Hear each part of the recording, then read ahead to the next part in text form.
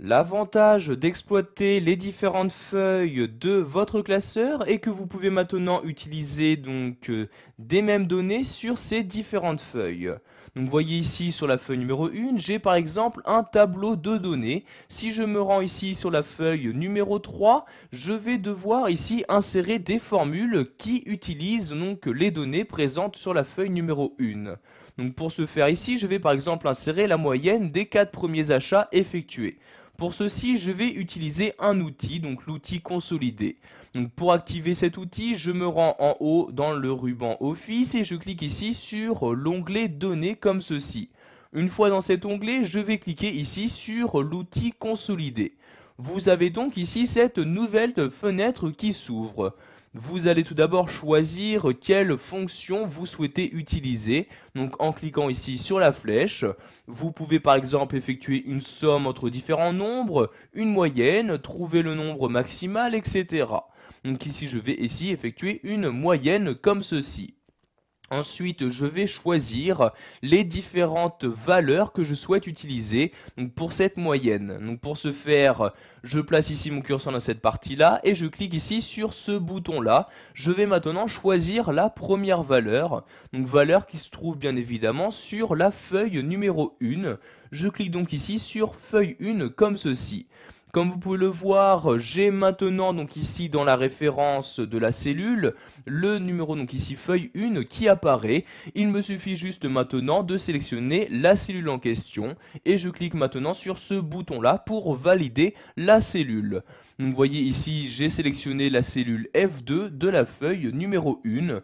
Donc si je souhaite l'ajouter pour effectuer une moyenne, je clique ici sur ajouter comme ceci.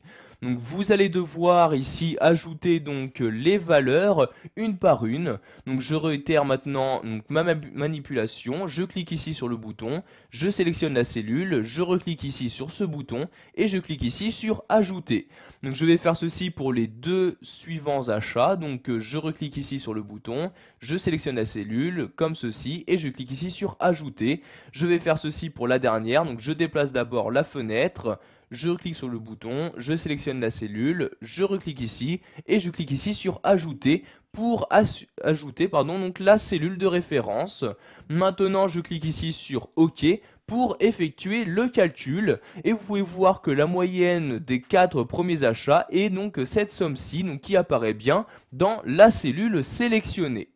Maintenant, nous allons effectuer une formule qui va utiliser des données de différentes feuilles. Donc je vais insérer ma formule dans cette partie-là. Je vais par exemple ici effectuer une somme du total des achats. Donc j'écris égal somme comme ceci. Donc vous voyez ici, je double-clique sur somme. Et je vais donc maintenant insérer mes données.